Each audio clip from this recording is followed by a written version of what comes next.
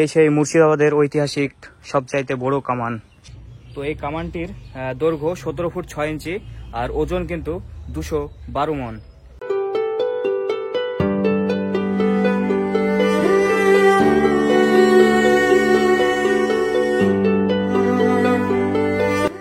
তো দর্শক বন্ধুরা, আজ আমি বেরিয়ে পড়লাম মুর্শিদাবাদে অবস্থিত সেই ঐতিহাসিক কামান, যার নাম জাহানকোষা কামান।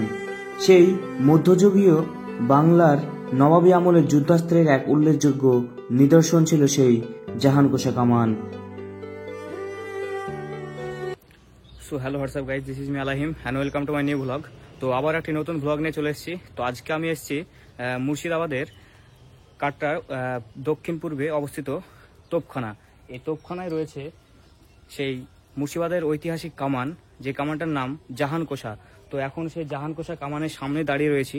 তো এখন আমি ভিতরে ঢুকবো এবং জাহানকোষা কামানটা পুরো তোমাদের দেখাবো এবং সেখানকার এই জাহানকোষা কামানের যে একটা ইতিহাস একটা রয়েছে, তো সেটা এই ব্লগে একটু আলোচনা করার চেষ্টা করব। তো চলো যাও যাক। তো দেখতে পাচ্ছ এই সেই জাহানকোষা কামান, আর এই কামানটা ঘিরে এদিকে পুরো প্রাচীর দিয়ে ঘেরা রয়েছে। তো অবশেষে জাহানকোষা কামানে প্রবেশ করছি।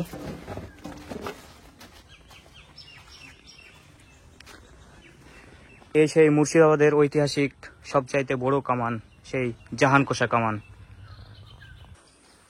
জাহানকোষা কামানে ঢুকে এখানে বাম দিকে যেখানে ইতিহাসের কিছু নির্দেশনা এর আগে লেখা ছিল, তো এগুলো কিন্তু আবার নতুনভাবে লিখবে, সেজন্য এগুলো বসিয়েছে।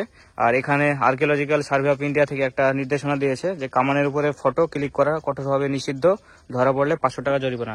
তো তোমরা কেউ এর উপরে উঠে ফটো তুলবে না, ফটো তুললে কিন্তু ধরা পড়লে 500 টাকা জরিমানা দিতে হবে। আর এই সেই কামান। দর্শক বন্ধুরা, এই সেই ঐতিহাসিক জাহানকোষা কামান। তো এই জাহানকোষা কামানটি নিয়ে আসা হয়েছিল মুর্শিদ কুলি খাঁর আমলে, যখন ঢাকা থেকে মুর্শিদাবাদে স্থানান্তরিত হয় রাজধানী, তখন কিন্তু এই মুর্শিদ কুলি খাঁ এই জাহানকোষা কামানটি নিয়ে এসেছিলেন ঢাকা থেকে, এবং ঢাকা থেকে মুর্শিদাবাদে নিয়ে এসেছিলেন। এবং এই কামানটি একসময় এক পুরনো গাছের নিচে পড়েছিল দীর্ঘদিন যাবৎ। তো সেটি এখন বর্তমানে এই মুর্শিদাবাদের এই তোপখানাতে নিয়ে এসে রাখা হয়েছে। তো এই কামানটির দৈর্ঘ্য 17 ফুট 6 ইঞ্চি আর ওজন কিন্তু 212 মন। জাহানকোষা হল পশ্চিমবঙ্গের মুর্শিদাবাদের কাটরার দক্ষিণ পূর্বে তোপখানায় অবস্থিত একটি ঐতিহাসিক কামান। মধ্যযুগীয় বাংলা নবাবী আমলের যুদ্ধাস্ত্রের এটি একটি উল্লেখযোগ্য নিদর্শন। জাহানকোষা শব্দের অর্থ হল পৃথিবী ধ্বংসকারী।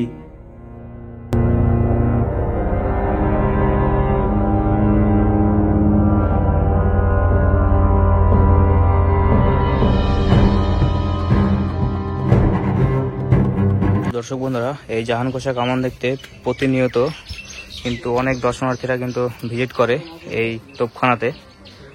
তো আজকের মেঘলা দিন, বৃষ্টি হয়েছে, তাদের কিন্তু অনেক দর্শনার্থী ঘুরতে এসছে এই জাহানকোষা কামান দেখতে।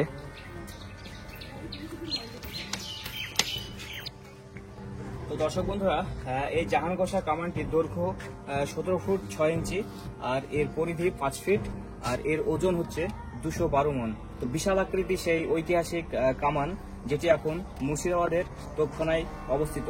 তো এই কামানটি দেখতে বহু দর্শনার্থীরা কিন্তু আসে এই কামানটি দেখতে, এবং এই কামানটির যে সেই আমলের সেই 300 বছরের পুরনো সেই কারুকার্য এখনো রয়েছে। দেখতে পাচ্ছ সেই পুরনো দিনের সেই কারুকার্য, কি আশ্চর্য, এখনো রয়ে গেছে কামানটিতে।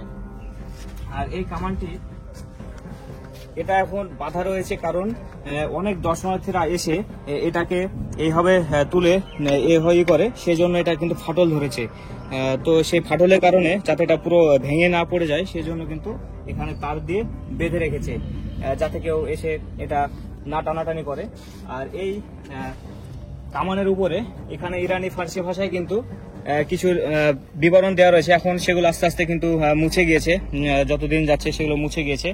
আর এই কামানটি অষ্টধাতু দিয়ে, তো এই কামানটি অষ্টধাতু দিয়ে নির্মিত, সেই কারণে এই কামানে আজ অব্দি কোনো মরিচা পড়েনি।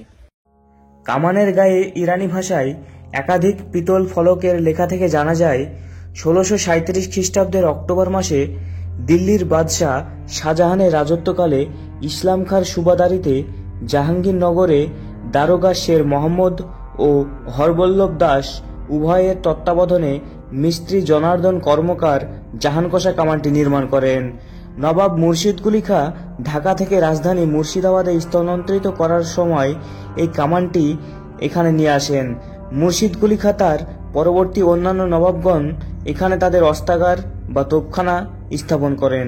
সেই সময় জাহানকোষা কামানটিকে একটি অশ্বত্থ গাছের শেকড়ে আটকে থাকা অবস্থায় পাওয়া গিয়েছিল। পরবর্তীকালে ভারতীয় প্রত্নতাত্ত্বিক বিভাগের উদ্যোগে এই কামানটিকে গাছের শেকড় থেকে সরিয়ে নিয়ে আসা হয়।